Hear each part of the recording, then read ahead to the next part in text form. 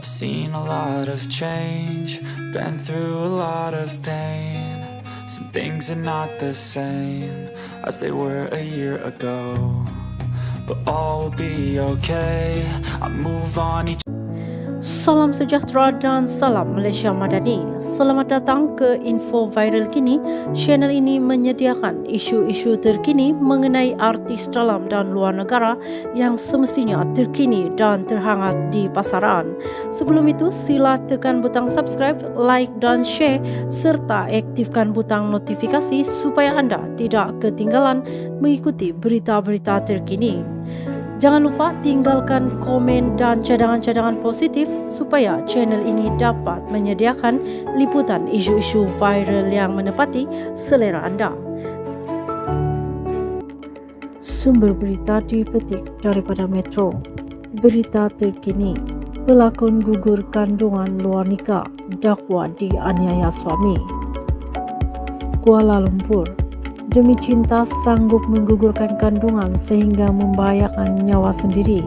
Perkara ini nekat dilakukan oleh bekas Ratu Cantik juga pelakon Shakila Saiful 27. Shakila atau nama sebenarnya Nur Shakila Muhammad Saiful Islam berkata dia kini menyesali perbuatannya dan mendakwa dirinya diperdaya dan dikhianati suami sendiri.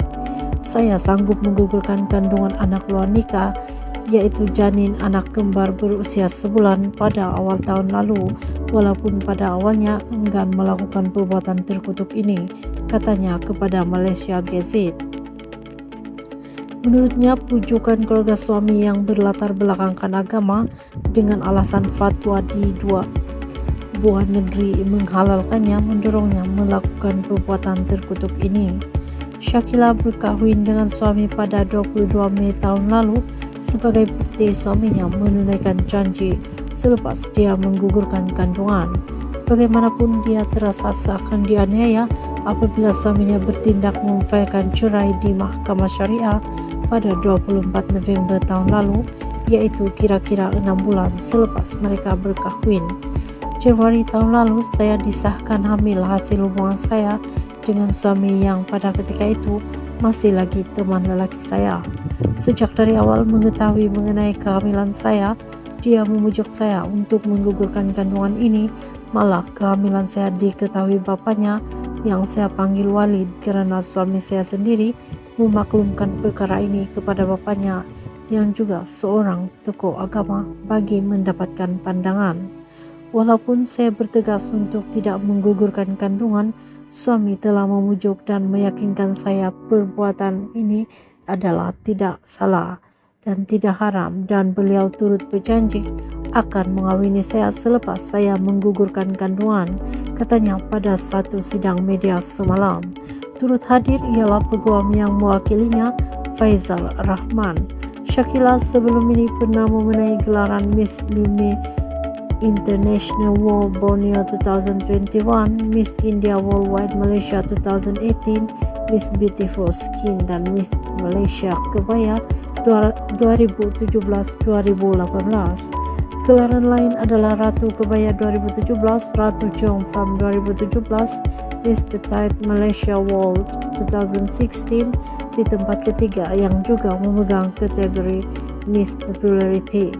Shakila mengalami keguguran selepas 6 bulan berkahwin dan doktor memaklumkan dia mengalami chemical pregnancy, yaitu kesan kepada pembuangan kandungan yang pernah dilakukan sebelum ini. Menurutnya, 8 hari selepas mengalami keguguran, suaminya memfailkan perceraian di Mahkamah Syariah atas alasan tidak munasabah sama sekali.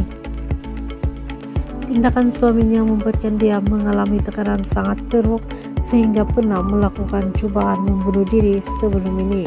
Saya tidak sangka akan diceraikan selepas 8 hari mengalami keguguran.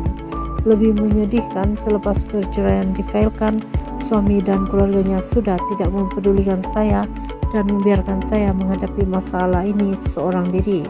WhatsApp dan panggilan telepon yang saya buat langsung tidak dibalas dan dijawab, katanya.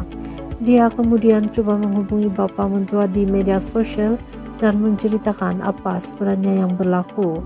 Bagaimanapun saya dikejutkan dengan ugutan dari individu-individu tidak dikenali. Kami sekeluarga juga turut menerima ugutan bunuh. Selain itu terdapat juga video yang coba memburuk-burukan saya di YouTube yang dimuat naik oleh individu tidak dikenali. Selepas menerima ugutan dan kecaman, saya telah melantik peguam bagi menasihati diri saya, di mana setelah itu saya difahamkan bahwa fatwa yang dirujuk oleh suami saya dan bapaknya tidak terpakai kepada saya yang mengandungkan anak luar nikah pada ketika itu, katanya. Syakila berkata dia kini berasa tertipu dengan tindakan suami dan bapak mentuanya itu. Jika mereka tidak menyalahgunakan fatwa Perlis dan Pahang, sudah pasti saya tidak akan menggugurkan kandungan saya, yang mana dokter sendiri mengesahkan saya mengandungkan anak kembar. Saya bukan saja kehilangan anak kembar saya, tetapi saya juga telah keguguran bayi yang saya kandungkan selepas perkahwinan kami. Tujuan saya membuat sidang media bukanlah untuk mengaibkan sesiapa, tetapi untuk memberitahu kepada umum hal yang sebenar agar berhati-hati di dalam menerima pandangan agama daripada sesiapapun. Karena pada awal tahun ini saya dapati Walid sekali lagi telah menyebarkan mengenai fatwa Perlis dan Pahang tersebut di dalam sebuah forum. Saya juga hendak sebarkan kefahaman bagaimana agama digunakan untuk kepentingan pribadi dan berhati-hatilah wanita di luar sana, katanya. Sekian info hari ini. Terima kasih.